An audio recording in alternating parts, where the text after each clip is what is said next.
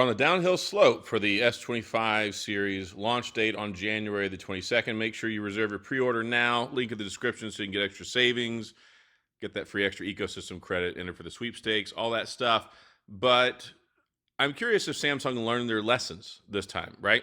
So Samsung learned I think, very painful lesson that they very quickly rectified at the beginning of last year when they launched the S24 Ultra. And I actually didn't mind. I have never, ever, ever been a fan of the oversaturated look on the Samsung Galaxy displays because it just doesn't look real. It looks beautiful. It looks vibrant. It's full of life. The colors are eye-popping, but it's not realistic. So when they dropped the S24 Ultra, I'm like, man, I really kind of like this more neutral, natural look. And I thought they were kind of trying to copy Apple because that's what they do with their screen. And oh my gosh, did that start a firestorm? Not my opinion, but the screen. So within a short couple of weeks after it came out, Samsung came up with a fix with the vibrancy scroller in the display settings, so you could turn it up so you can make it look extra contrasty and more vibrant.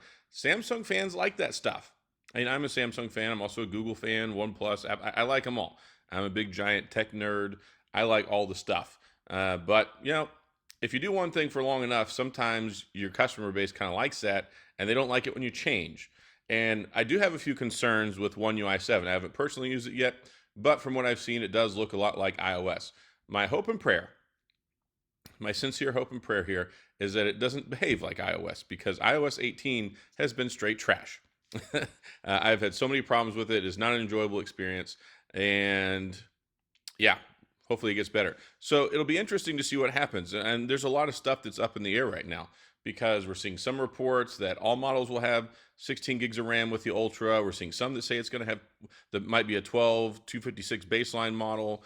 And you can bet your bottom dollar that what they're going to do is they're going to, part of that $1,250 in savings that they're projecting for the phone will be a free storage and memory upgrade to the 5, 12, and 16. But I think 16 is where they need to be at. To be an Ultra, I think you need to have 16. Not just because it's the Ultra, right? I mean, if you're going to put 12 in an S25 or something like that, that's totally fine. But in the Ultra, you need the Ultra, right? You need the best of the best of the best of the best. And making it more future-proof, it's supposed to be good for 7 years. I mean, we've seen what this happened with the iPhone. They came out with Apple Intelligence, kind of, and it's still not fully deployed, but it's only backward compatible with the 15 Pro series. Why? One of the major reasons, it's the only model with 8 gigs of RAM.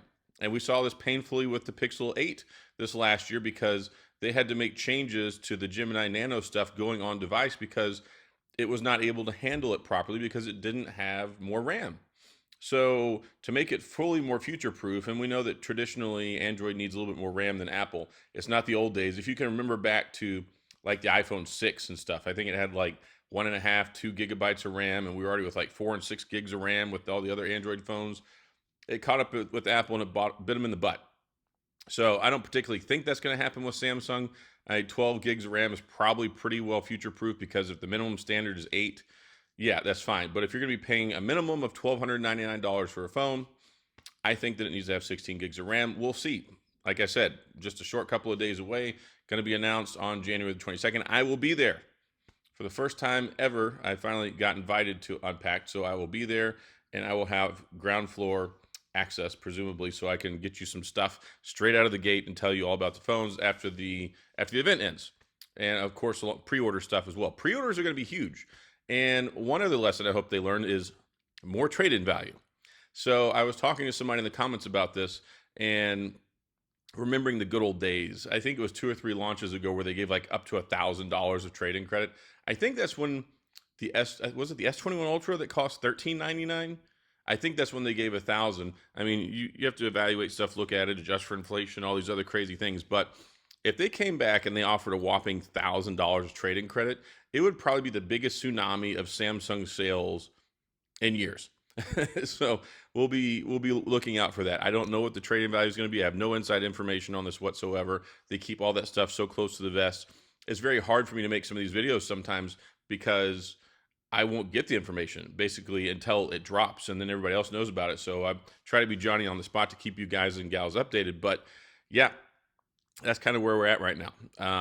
couple of things. I hope they learn some life lessons. I hope that they deliver the phone that everybody wants and expects it to be, which I think it'll be pretty cool. Some of the stuff I've seen that's, leaked renders and things like that, it looks like it might be shaved down a little bit, more rounded on the corners, maybe a little thinner. Looks like the bezels are basically non-existent at this point. So if that's the phone that shows up, I think it's going to make some folks happy, and we'll see what we get with the display. From what I'm hearing, it's supposed to be a little bit brighter. This is just from rumors I've seen on the internet, but there were concerns about that. I've had a lot of people who are like, it's the same category of screen as this last year. I don't actually have any problems with the screen. The only one that I would express that I hope that they address this is there were some concerns because some people were reporting having a grainy screen with the S24 Ultra series phone. So hopefully they can tighten that up, make it a little bit brighter, make it a little bit more vibrant. We're kind of in a weird space when it comes to these phones. Everybody always complains about something. Apple using the same camera, OnePlus using the same camera, Samsung using the same screen. There's always stuff that's recycled, but recycled doesn't mean that it's the same as it was last year. And that's one thing I can say about like the OnePlus 13. I've been very impressed with the camera. Basically, the same camera system is set up as last year with the primary shooter, as far as I know, unless I'm just out of my mind here, but if I remember correctly.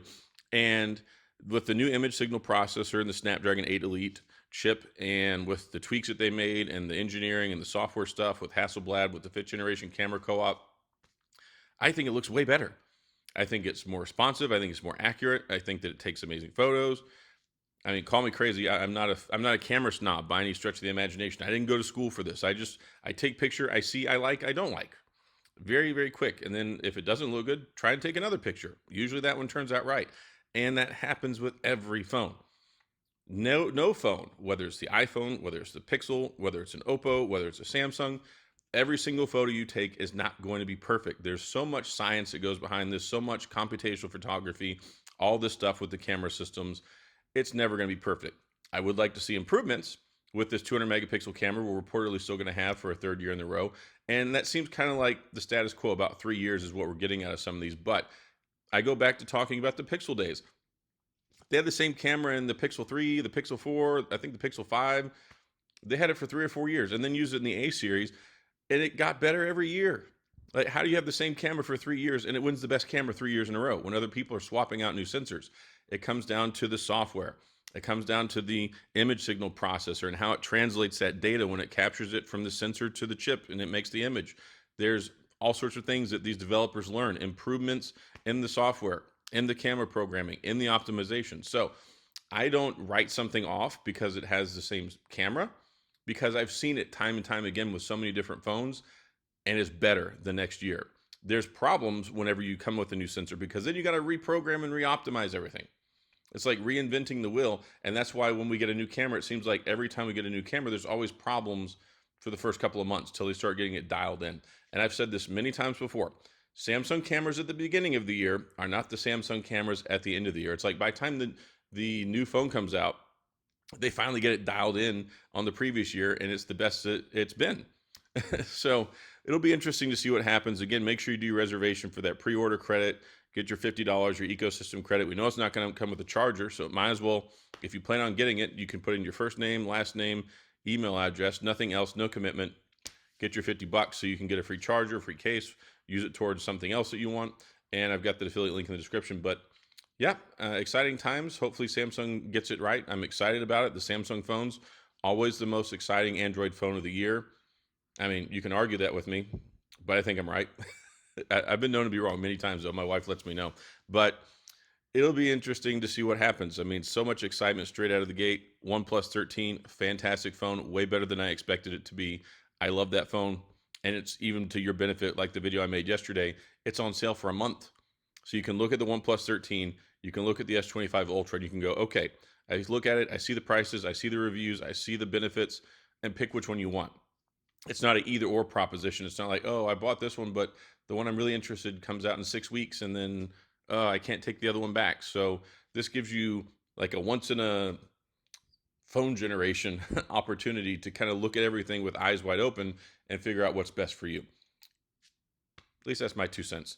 So that's all I've got. If you have any questions, comments, gripes, concerns, complaints, all that stuff, go to the comment section. I'll do my best to get back with you. I'm still here at CES, and I feel terrible because I see all this stuff in California, and I was kind of oblivious to it yesterday. And I was looking at it last night. I was talking to a friend of mine. He's like, "Yeah, I'm evacuating." I'm like, "Are you freaking kidding me?" Like, I was just out there by your house a few weeks ago, and it's so beautiful out there, and I feel so terrible. So all my thoughts and prayers and everything possible I can send out anyone's way, any of my viewers. I hope you're okay. I hope you're able to seek shelter, and that hopefully everything will be all right. But this is it's heartbreaking seeing all this stuff, and I don't even know what to say.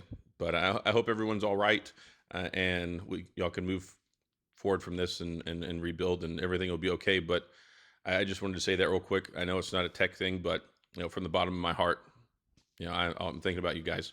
So that's all I've got. As always, you enjoy the video, please hit the like and the subscribe button and the little notification bell if you want updates when new videos come out. And as always, thanks for being here. I appreciate you watching. I'll see you guys next time.